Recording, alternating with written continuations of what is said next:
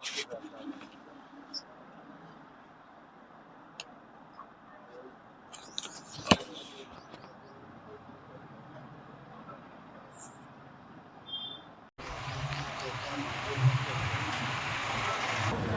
సంక్షేమ కార్యక్రమాల అమల్లో దేశంలోనే తెలంగాణ రాష్ట్రం అగ్రస్థానాన్ని నిలవటము హర్షించేతక విషయంగా భావించక తప్పదని చెప్పంటున్నాను. ఇప్పుడు రైతాంగానికి సంబంధించి రుణమాఫీ కార్యక్రమాన్ని అమలు చేయడంతో పాటుగా ఇతరత్ర సామాన్య ప్రజానీకానికి లబ్ధి ఒనగూర్చబడే విధంగా ఏదైతుందో సంక్షేమ కార్యక్రమాల అమలు ఇలా తెలంగాణ రాష్ట్రం దేశంలోని బీజేపీ పాలిత రాష్ట్రాలు ఇన్ని ఉన్నాయి. వాళ్ళ ఏ రాష్ట్రంలో కూడా ఏదైతుందో వీళ్ళ రుణమాఫీ ప్రక్రియకు సంబంధించే కానీ లేక ఇతర సంక్షేమ కార్యక్రమాలకు సంబంధించే కానీ కనీసం ఆలోచన కూడా చేయలేకపోవటము వాళ్ళ రైతు వ్యతిరేక విధానాన్ని తెలియజేస్తుందని చెప్పక తప్పదంటుంది.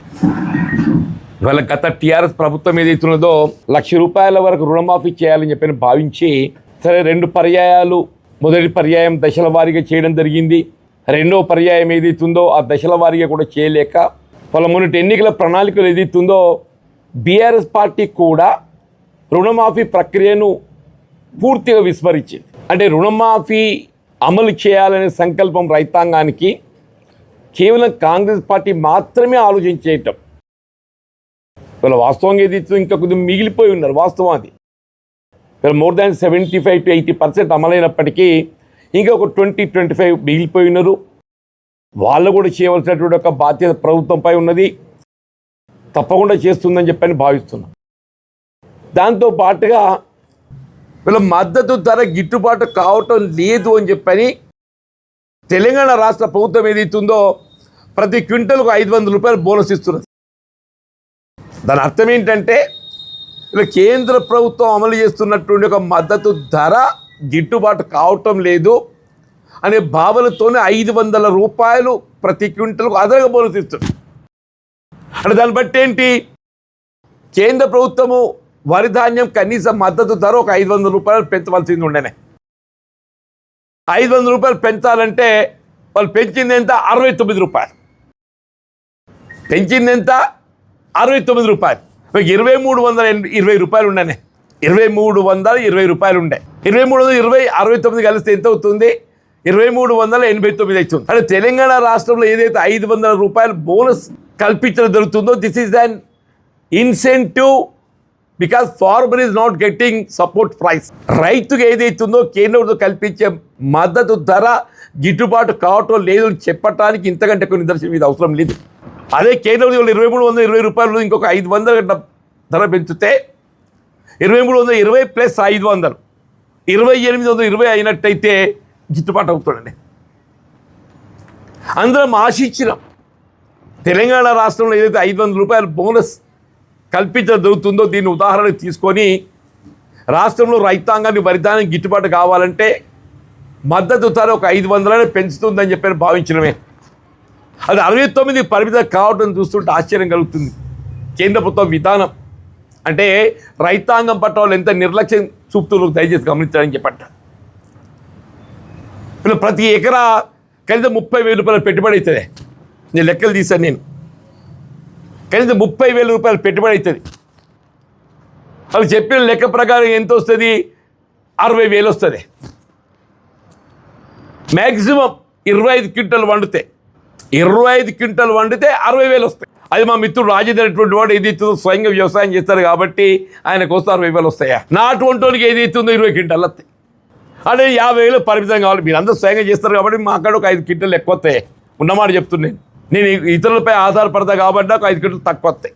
అంటే 30,000 పెట్టుబడి పెడితే అది కనీసం 75,000 రావాలే. మనం పెట్టే పెట్టుబడికి 30,000 పెడితే 75,000 రావాలి కనీసం. అప్పుడు రైతుకి ఏది ఇస్తుందో గిట్టుబాటు అయ్యే అవకాశం ఉంటుంది. ఇలా పప్పు దినుసులు ఏదైతుందో కనీసం క్వింటల్ ₹10,000 ఉండాలి. మీ పప్పు దినుసులు ఏ రకమైన కానివ్వండి 10,000 అవుతున్నాయి కానీ గిట్టుబాటు కాదే. అది ఏమైపోయింది మీరు చూడండి. పేపర్ ఉంది 8,000 7,000 కంటే ఎక్కువ లేదే. 8,000 7,000 కంటే ఎక్కువ లేదు క్వింటల్కు. మీ పెసరు కానీ కందులు కానీ వేరుశెనగ కానీ వీళ్ళు పప్పు దినుసులు కానీ నూనె గింజలు కానీ కనీసం ఒక 10,000 రూపాయలు క్వింటల్ ఉంటే కానీ అది గిట్టుబాటు కాదు అని చెప్పండి. ఇవాళ యూపీఏ ప్రభుత్వం 2004 నుండి 14 వరకు రాష్ట్రంలో అధికారం, కేంద్రంలో అధికారంలో ఉండేది యూపీఏ ప్రభుత్వం. 2004-05లో వరి ధాన్యం మద్దతు ధర 600 రూపాయలు ఉండేది. 2004-05లో వరి ధాన్యం మద్దతు ధర 600 రూపాయలు ఉండే. సౌకర్యమే. మనం మొన్నటి ఎన్నికల ప్రచార కార్యక్రమం సందర్భంగా మహిళలకు, ఆడబిడ్డలకు ఆర్టీసీలో ఉచిత ప్రయాణం, రవాణా సౌకర్యం కల్పిస్తామంటే టీఆర్ఎస్ పార్టీ ఎద్దేవా చేసింది. వీళ్ళ ప్రభుత్వం ఏర్పడ్డ తొలినాటి నుండి మహిళలకు, ఆడబిడ్డలకు ఆర్టీసీలో ఉచిత రవాణా సౌకర్యం. అట్లా ఏదైతుందో గృహ అవసరాలకు 200 యూనిట్ల వరకు ఏదైతుందో ఉచిత విద్యుత్ సరఫరా, 500 రూపాయలకే కుకింగ్ గ్యాస్ సిలిండర్ సౌకర్యం. అంటే 500 కంటే అదనంగా ఇంత చెల్లించాల్సిన అవసరం ఏర్పడ్డా కానీ అది ప్రభుత్వం తిరిగి చెల్లింప చేయబడే విధంగా ఏదైతుందో 500 రూపాయలకే కుకింగ్ గ్యాస్ సౌకర్యం. ఇవాళ ఏదైతుందో రైతాంగానికి సన్న రకాలకు 500 రూపాయలు బోనసే. ఇలా మద్దతు ధర కల్పనతో పాటుగా మద్దతు ధరకు అదనంగా క్వింటల్కి 500 రూపాయలు. ఇది దేశంలో ఎక్కడ లేదు.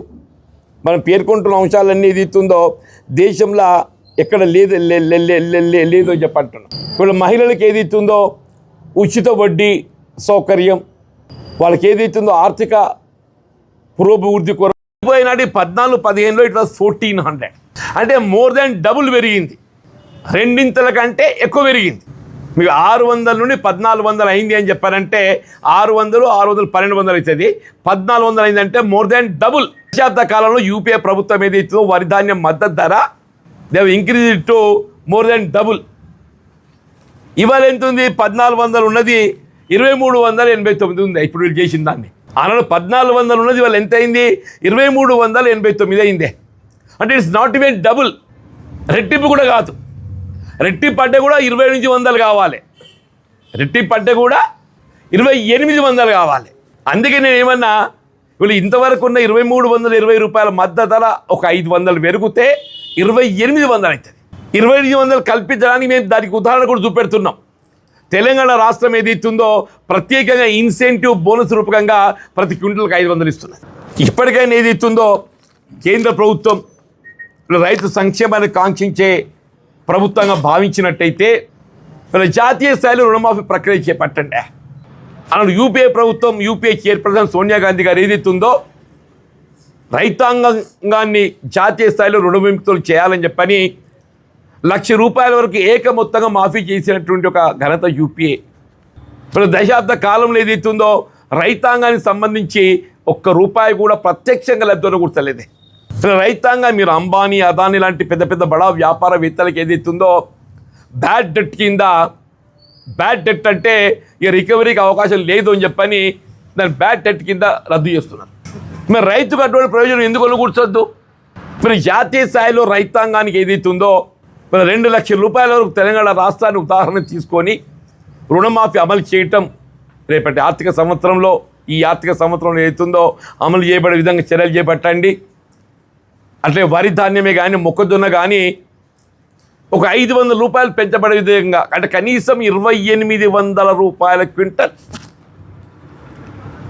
కల్పించబడే విధంగా వరి ధాన్యం కానీ, మొక్కజొన్న కానీ,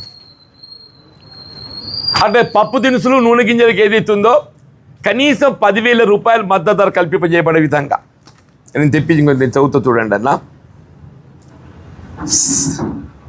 సజ్జలు 2,775 ఉన్నదే.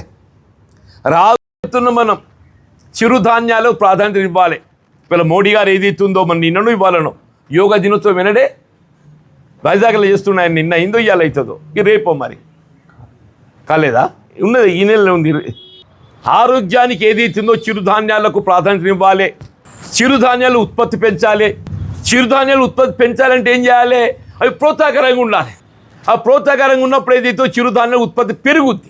ఇప్పుడు చిరుధాన్యాల మద్దతు ధర ఏదైతుందో కనీసం 10,000 క్వింటల్ చేయగలిగినప్పుడు చిరుధాన్యాలు ప్రోత్సహించిన వాళ్ళం అవుతామని చెప్పడం. దయచేసి ఆ దిశగా మీరు చర్యలు చేపట్టండి.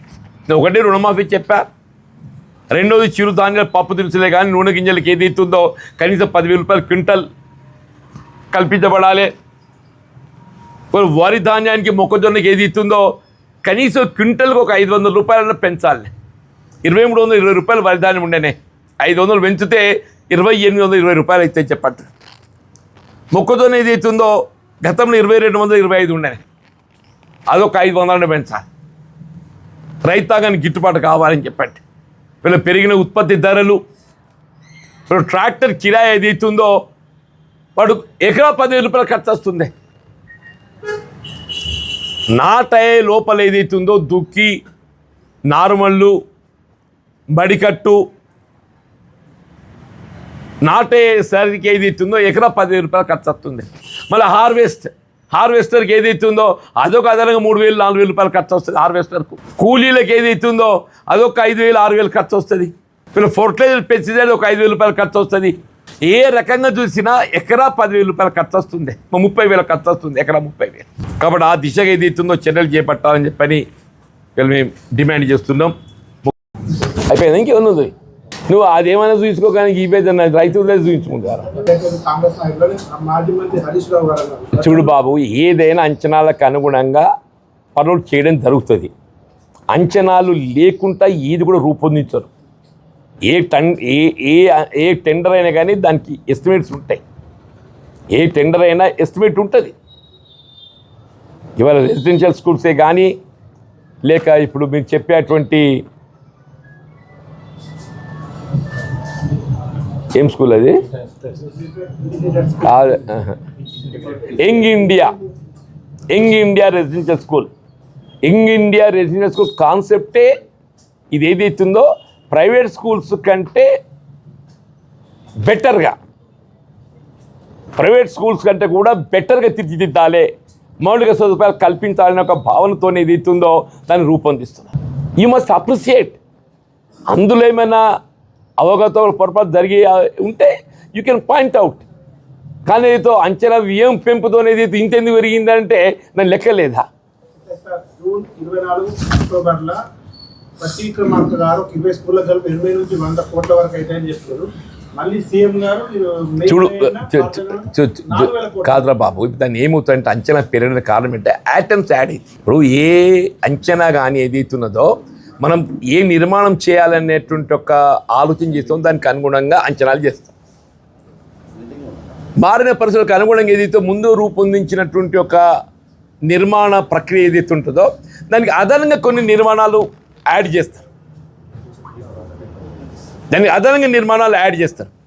ఇప్పుడు సెక్రటేరియట్, మన తెలంగాణ సెక్రటేరియట్ నిర్మాణం చేసింది. తెలంగాణ సెక్రటేరియట్ నిర్మాణం ఆరంభంలో దాని అంచనా ఎంత ఉండే, నిర్మాణం పూర్తి అయినాటికి ఎంత అయింది? తెలంగాణ అమరవీరుల స్తూపం ఉన్నది, ఆరంభంలో దాని అంచనా ఎంత ఉండే, నిర్మాణం పూర్తి అయినాటికి ఎంత అయింది? కాళేశ్వరం ప్రాజెక్టు ఉందే, నిర్మాణ ఆరంభంలో ఎంత ఉండే, ఇవాళ ఏదైతుందో అది ఇవాళ పూర్తి అయినాటికి ఏదో మీ లెక్క ప్రకారం ఎంత పెరిగింది? 36,000 కోట్ల నుండి 1,20,000 కోట్లకు పెరిగిందే. కాళేశ్వరం ప్రాజెక్ట్ ఏదైతుందో 36,000 కోట్ల నుండి 1,20,000 కోట్లకు పెరిగింది. 3 times, మోర్ దాన్ డబుల్. మీరు అంచనా వ్యయం పెరుగుటానికి మనం గమనించాల్సింది ఏంటి అంటే వాట్ ఆర్ ది ఐటమ్స్, దానికి నిర్మాణం ముందు ఏం చేయదలుచాలని భావించిండ్రు, ఇప్పుడు దానికి ఏం నిర్మాణం చేస్తుండ్రు, అవి గమనించినప్పుడు ఏదైతుందో ఆ వ్యత్యాసం ఎందుకు వచ్చిందో అనేది మనం బయటకు వస్తుంది. నువ్వు అది చూడకుండా ఏదైతుందో వాళ్ళు ఏదైతుందో మన దగ్గర ట్రాన్స్పరెన్సీ ఉన్నది బాబు, పారదర్శకత ఉన్నది. ఎక్కడ అవినీతికి ఆస్కారం ఉన్నట్టయితే విచారణకు అవకాశం ప్రతి కాడ ఉన్నది. ఇలా సింపుల్ సీసీ రోడ్ చేస్తేనే విజిలెన్స్ రిపోర్ట్ లేకుండా పేమెంట్ కాదు. సింపుల్ సీసీ రోడ్ నిర్మాణం చేస్తే విజిలెన్స్ క్వాలిటీ కంట్రోల్ రిపోర్ట్ లేకుండా పేమెంట్ కావడానికి అవకాశం లేదు. అంత పెద్ద నిర్మాణం లోపల ఏదైతుందో ఏ విధమైనటువంటి ఒక విచారణ, దానికి క్వాలిటీ చెకప్ లేకుండా, అంచనాలు దాన్ని పరిశీలించకుండా పెరుగుతుంది అని చెప్పి అనుకుంటే ఎట్లా బాబు? దయచేసి వాళ్ళ ప్రతిపక్షం అంటే definitely you can point out, కానీ ఏదైతుందో మీరు లేవనెత్తేటువంటి ఒక అంశం ముందుగా ఏదైతుందో గతంలో ఏ విధమైనటువంటి ఒక అంచనాలు ఉండే, ఏ విధమైనటువంటి ఒక నిర్మాణం ఉండే, ఇవాళ ఏ నిర్మాణం చేయదలుచుకున్నా. ఎమ్మెల్యే కాంగ్రెస్ పార్టీలో చీరడానికి వ్యతిరేకించలేదు నేను. చట్ట నిబంధనలు అమలు చేయాలని చెప్పిన దయచేసి గుర్తు తెచ్చుకో. నువ్వు what I said was is to go by the constitution 10th schedule. ఒక చట్టసభకి ఎంపికైనటువంటి ఒక సభ్యుడు ఎవరే కానీ, నేను ఇవ్వాలి కాదు నాన్న, 2014లో 2014 you take out the records I'm telling. 2014గా యూ టేక్అవుట్. ఇదే మిత్రుడు చేవెల్ ఎమ్మెల్యే యాదయ్య, కాల యాదయ్య పార్టీ మారినప్పుడు ఏదైతున్నదో I was the person. Jana Reddy గారు ఏదైతుందో ఆ దినము ఢిల్లీ పోయింది ఎందుకో లీడర్గా. నేను డిప్యూటీ లీడర్ ఉన్నా. I was heading the party. నేను ప్రొటెస్ట్ చేయడమే కాదు, వాకౌట్ చేసి we led rally to the governor. Vamshi records ఉన్నారా నాన్న? ఇవాళ నువ్వు చెప్పే మనిషి కోసం నేను మాట్లాడతలే. నేను చట్టం గురించి మాట్లాడుతున్నా, నిబంధనల గురించి మాట్లాడుతున్నా. ఎవరైనా మారుస్తున్నా, పార్టీ మారు తప్పటలే. నేను పార్టీ మారడానికి ఏదైతే నిబంధనలు ఉన్నాయి, ఆ నిబంధనలు అనుకరించాలి. ఎవరు చెప్పినా చట్టం అనేది. ఆ నిబంధనలు అనుకరించకుంటే ఏదైతుందో నేను ఏదైనా చేస్తాను చెప్పంటే, నువ్వు కూడా ఇట్లా మాట్లాడితే ఎట్లా బాబు? ఇంత పెద్ద రిపీటెడ్ పేపర్ నీది. మరి ఏమన్నావు? గతంలో బీఆర్ఎస్ ఎమ్మెల్యేలు కొంతమంది పార్టీ చేయాలన్నప్పుడు మీరు ఒక నిజామాబాద్ ఇష్యూలో ఏదో ఆయన మాట్లాడేది ఎట్లా చేంజ్ చేసుకుంటాను. అరే నేను ఏదైనా నిబంధనలు మాట్లాడుతున్నా, అదే మాట్లాడుతున్నా. నువ్వు రాజ్యాంగ నిబంధనలకు అనుగుణంగా ఎన్ని నిర్ణయం తీసుకోవచ్చు. రాజ్యాంగ నిబంధనలకు అనుగుణంగా ఎవరైనా ఏ నిర్ణయం తీసుకోవచ్చు. ఇవాళ ఏదైతుందో మిత్రుడు కేశవరావు గారు ఉన్నారే, ఆయన రాజ్యసభ సభ్యత్వం ఏదైతుందో రాజీనామా చేసిండే. బిఫోర్ ఈ joining in to Congress party ఆయన రాజ్యసభ సభ్యత్వాన్ని రాజీనామా చేసిండు. నీకు దేశంలో ఎన్ని ఉదాహరణలు చెప్పుకుంటావు ఇట్లా? ఎవరైనా రాజ్యాంగ నిబంధనల గురించి మాట్లాడుతూ చర్చిస్తాం. రాజ్యాంగ నిబంధనలకు అనుగుణంగా ఎవరైనా ఎన్ని నిర్ణయం తీసుకోవచ్చు. రోల్లవా ఏదైతుందో 60 కోట్లతో మొదలుపెట్టిండే. మన కళ్ళ ముందర రోల్లవా ఆధునీకరణ ఏదైతుందో 60 కోట్లతో మొదలుపెట్టింది. 60కి 150 వచ్చేసిందో 90 కోట్లు పెరిగింది. ఆ 90 కోట్లు ఎడవేనే మరి మిషన్ భగీరథ. ఎన్ని అంట్లు ఉంటాయి బాబు. కాబట్టి ఏదైతుందో మీరు ఏం లేదు ఇంత పెరిగింది ఎట్లా అని చెప్పంగా ఇలా బీజేపీ ఏదో ఆర్భాటం ప్రయత్నం చేస్తానని చెప్తున్నాను. ఆర్భాటం మీద 69 రూపాయలకి ఆర్భాటం చేస్తే ఎట్లా? కిషన్ రెడ్డి గారు స్వయంగా వ్యవసాయం ఉందో లేదో నాకు తెలియదు, కానీ 69 రూపాయలకే సంబరం చేసుకుందామని చెప్పంటే ఎట్లా? క్వింటల్కి ఒక 500 పెంచి సంబరాలు చేద్దాం, మేము కూడా మీతో జాయిన్ అవుతాం. క్వింటల్కి ఒక 500 రూపాయలు పెంచి మేము కూడా మీ సంబరాలలో జాయిన్ అవుతామని చెప్పి అంటున్నాను. 2014లో నేను ఇష్యూ చేసిండే, ఇవాళ విషయం కాదు ఇది. 2014 విషయం చెప్తున్నాను నేను. 2014 సంతోష్ రికార్డ్స్ ఉన్నాయి. ఇప్పుడు చెప్పడు అసెంబ్లీ రికార్డ్స్ ఉన్నాయి. ఏది ఇవాళ నేను ఒకరి గురించి మాట్లాడతలేను బాబు. తమ్మి వంశీ, నేను ఒకరి గురించి మాట్లాడతలేను నాయన. అప్పుడు వంశీ రాజశేఖర రెడ్డి గారు ముఖ్యమంత్రి ఉండగా ఇదే దానం నాగేందర్ టీడీపీకి వెళ్ళి ఎలెక్ట్ అయ్యి కాంగ్రెస్కి రాదలుచుకుంటే రాజశేఖర రెడ్డి గారు ఏం చేసిండో రిజైన్ చేయించారు. నేనంటే it is left to them. నేను ఎవరు నేను చెప్పడానికి? It is left to them. ఎవరైనా రాజ్యాంగ నిబంధనలను అనుకరించాలని చెప్పి అంటున్నాం. కాంగ్రెస్ పార్టీ ఆలోచన విధానం ఏంటి? జై బాపు, జై భీమ్, జై సంవిధాన్. రాహుల్ గాంధీ గారి యొక్క ఆలోచన విధానం ఏంటి? కాంగ్రెస్ పార్టీలో చేరాలన్నా కొనసాగాలన్నా ఎవరైనా కానీ ఇది ఇస్తుందో రాహుల్ గాంధీ గారి యొక్క ఆలోచన విధానానికి అనుగుణంగా రాజ్యాంగ నిబంధనలకు అనుగుణంగా